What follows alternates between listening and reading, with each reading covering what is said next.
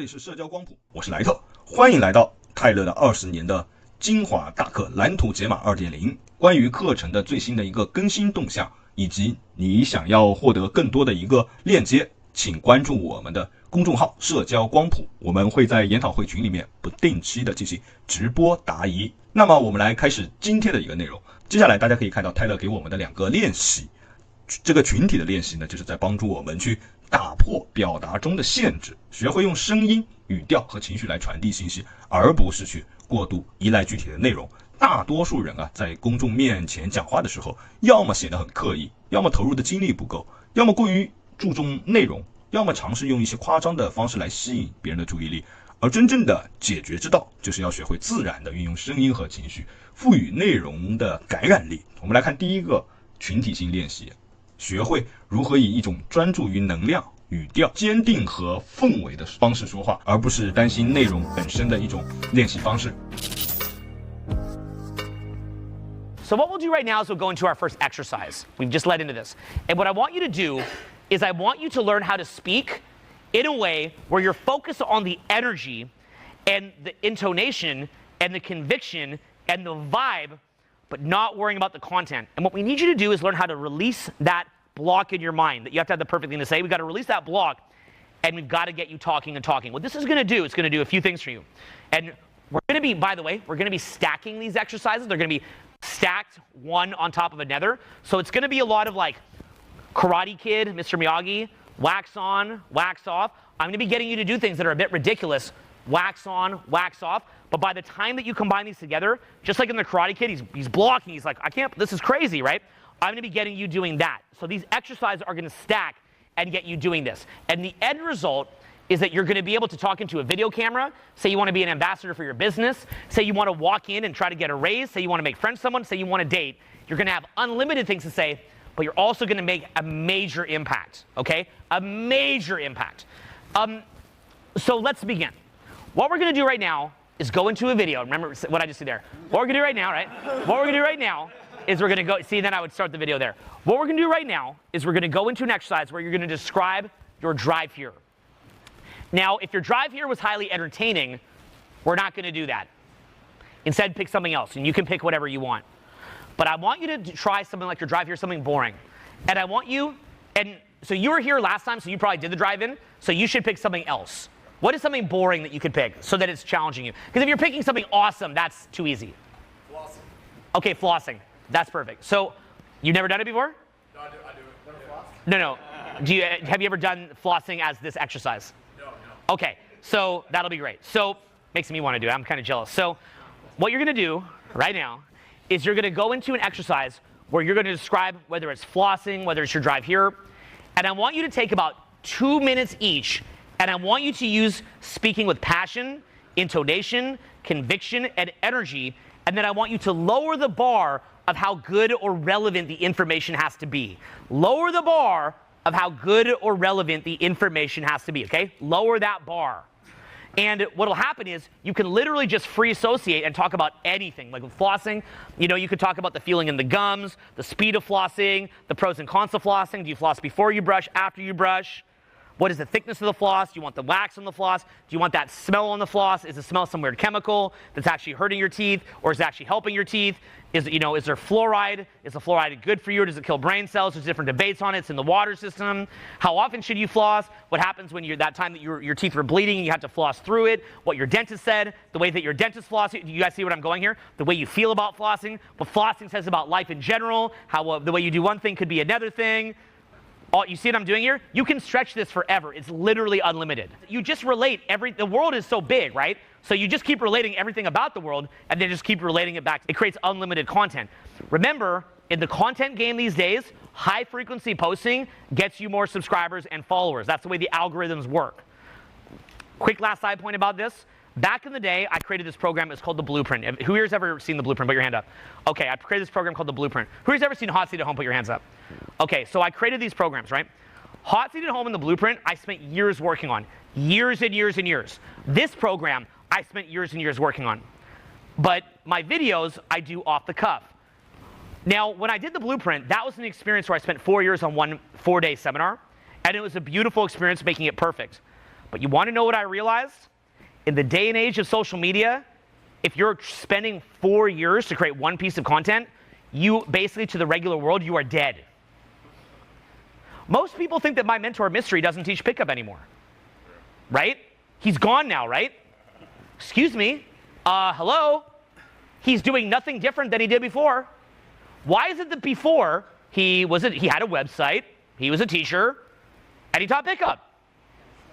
What's changed? Nothing changed. He's doing the same thing. He's still doing what he's doing. He's still around. Everyone's like, oh, he's gone. What do you mean he's gone? Did he die? I mean, at some point he will, right? But not at this moment. He's running around. How did anything change at all? But yet, what is most of your guys' opinion of my mentor? You guys think he's dead. You guys literally think this guy's dead. It's like, he doesn't spend 90% of his time making free content for me. He's dead. So what I realized at a certain point, Lil Wayne was blowing up back then. You guys remember when Lil Wayne was in every collab? So I used to like it more like Dr. Dre or Eminem, where they would craft an album, they'd write every lyric, they'd polish it down to perfection. That's who I admired. Lil Wayne, to me, was too free associative. It's like he just drink a bunch of codeine and then just start blathering, right?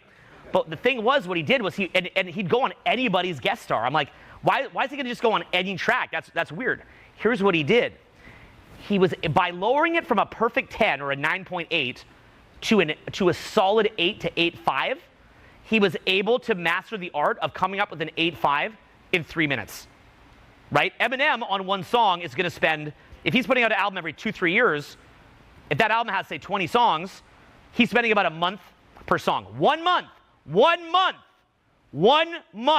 per song. Lil Wayne drinks some syrup. She probably hurt his health very badly, he has health issues, but he drinks the syrup. He lets the other the person he's guest starring on, make the beat, do the distribution. He was guest starring on everything, right? Now, his rap might not have been quite, now it's arguable, you might like his rap better than Eminem, but his rap might have not been better than, say, Eminem, who spent a whole entire month or 2 months on a song, but it was still very good, depending on your taste, but to a lot of people, very good. That's undeniable. Popular, right? So then what happened was he was able to be out there all the time. So Eminem's been gone. Eminem's been dead for 3 years. Lil Wayne is omnipresent. You can't, literally every channel, it's Lil Wayne on this guy's song, Lil Wayne on that guy's song.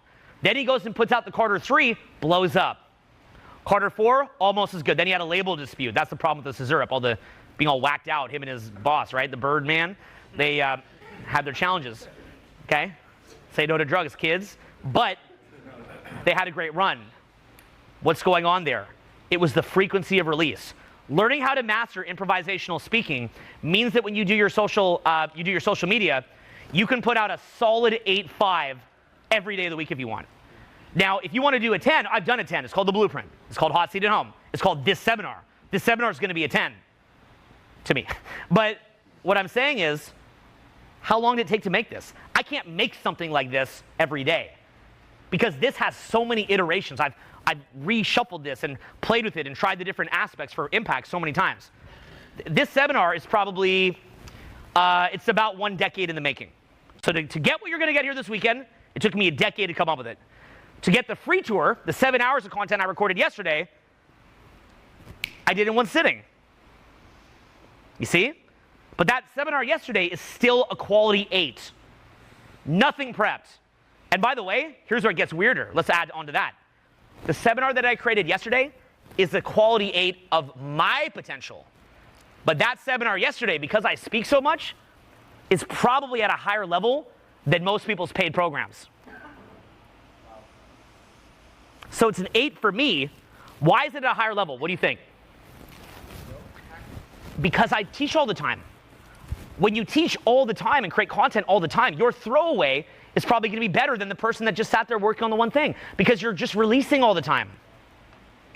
And here's what's funny. This is a Seth Godin concept. Seth Godin said that in our day and age in marketing, what we should be doing is we can't be like mating, like in this like monogamous, like this isn't real, but just in as an analogy for business. He said we don't want to be mating monogamously, raising the one baby.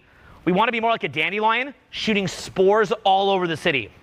And out of all those spores that you shoot out, somewhere there's going to be a little dandelion that will grow up from that. What he was saying was if you put out piles of content, you don't know which one is going to be the one that blows up. Out of all the content that I put out, the videos that did 1 million+ views, it was always the videos I didn't think it would be. It was never, I was never like, this is going to be the one that gets super popular. In fact, the ones that I like the most are probably a little bit denser. They actually are usually less popular. So the more content that you put out, the more likely you are to have that smash hit that goes viral. If you're always creating and releasing, and Seth Godin calls it shipping, just say the word ship. Okay, he says creators ship. Say that. Creators ship. Yeah, you're shipping all the time. You're just in momentum. See, my great musical idol was Dr. Dre. But then Kanye West came out, and Kanye was one of the first people that was just always making tracks, right? Dre was so much better than Kanye for a long time, so much better. But I believe that Kanye went past Dre, even though Dre was the innovator, because Dre just he just wasn't shipping. He got out of the habit of shipping and just releasing. You want to be in what's called shipping momentum. Say that word, shipping momentum.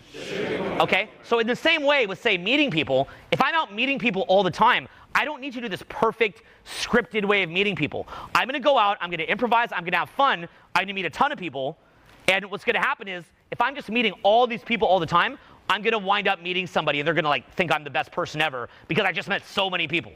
If I'm putting out videos, putting myself in front of tons of people, there's going to be a lot of people that don't like it, but some will. So it's just a momentum. Say the word momentum. Okay? So let's dial it back then again, full circle. So this exercise right now, it's just about, look at the mindsets that I'm instilling in you here. It's not about getting the perfect description of your drive to work. It's not about that. It's just get that quality 8. It doesn't need to be, you can write it out and write out a whole script on your drive here and then change the words around and da-da-da. Or we could just kind of run through it and just sort of see how it goes. You could just kind of quickly motor through it and see how it proceeds by just speaking in a way that's kind of charismatic. Just put an emphasis on the charisma and being free associative. By me doing it this way, I knew that I could make unlimited content for the rest of my life. And here's the best part, by the way. I can still do the once every 3-year project too. I can be doing my improvisational content for YouTube or social media, but I can still dedicate several hours a day to that perfect passion project that I release once every 2 years or 3 years or 5 years. When I did Hot Seat at Home, I worked on that for almost a decade. And when I did Blueprint, I worked on that for 4 years. I was still working on that while I was releasing my 8 out of 10 content. And then, like I said, when you're always shipping, your version of an 8 is another person's 10 because you're doing it all the time. You're in momentum. You're going to become better at what you're doing than other people anyway. My version of meeting someone, say there's someone I'm attracted to, I want to go meet them, my throwaway version of an approach is better than most people's ones that they planned.